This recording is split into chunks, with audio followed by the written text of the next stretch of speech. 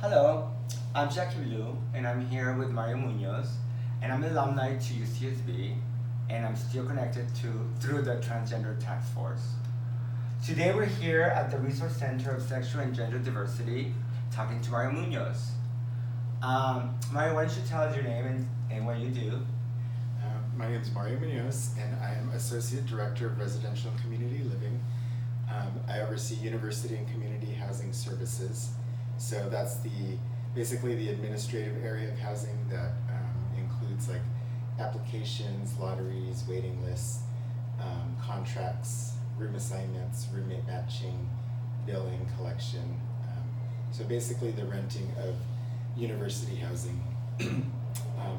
Like yourself, I'm also an alumni of UCSB, and I have been working with transgender students for about 10 years now, and yeah. Okay. So can you tell us what is gender inclusive housing?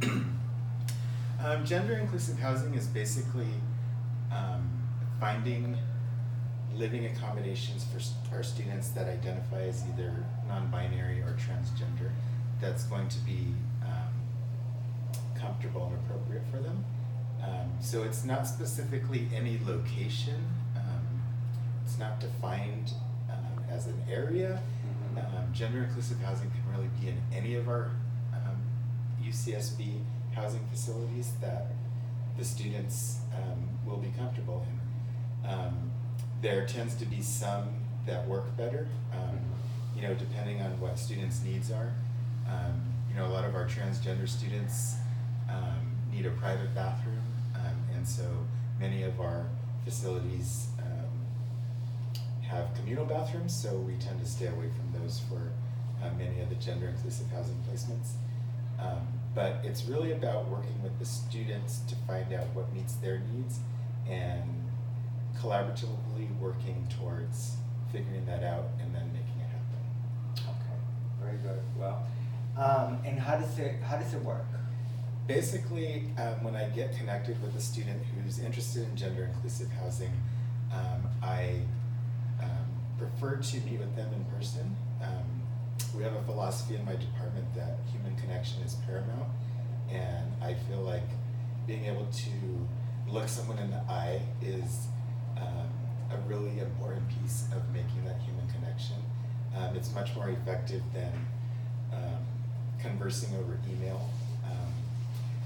If we can't meet in person, sometimes it's just not possible because people are in other countries or other states.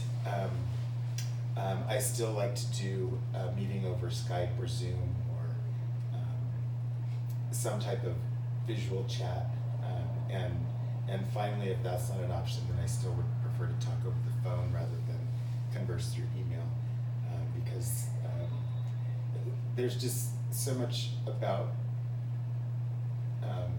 this process working by having a connection with someone.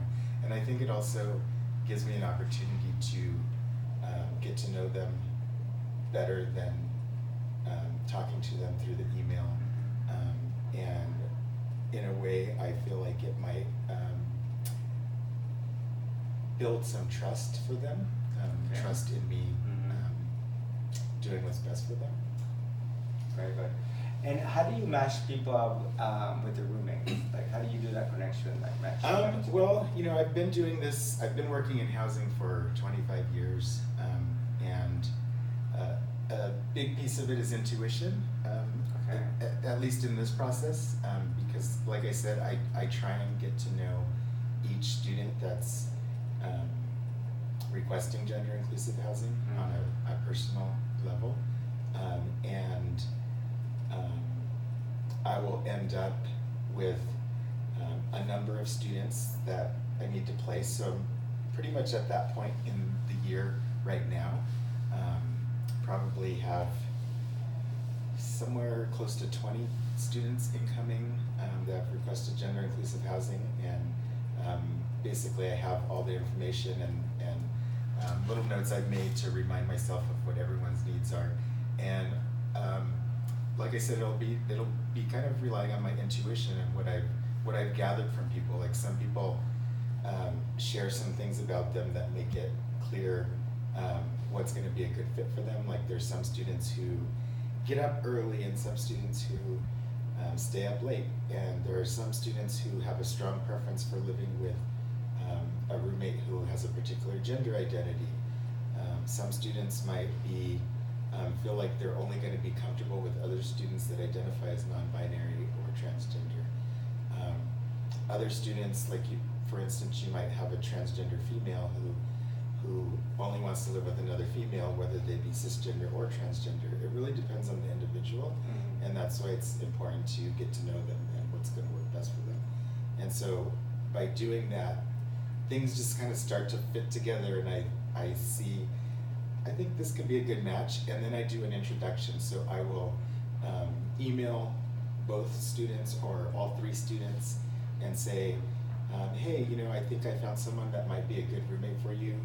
Why don't you all communicate with each other and then get back to me if you feel like it's gonna work out.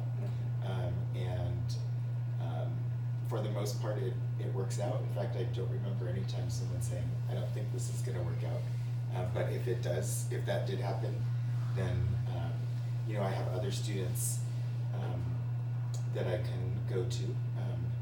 It's not just the 20 non-binary and transgender students that could potentially be involved in gender inclusive housing. It could be a wide variety of students that identify as cisgender that are supportive of transgender and non-binary students. So basically it's figuring out with each person what's going to work best, and trying to make a good match, and making the connections, and then letting them decide if it seems like it's going to be a good fit. Very good.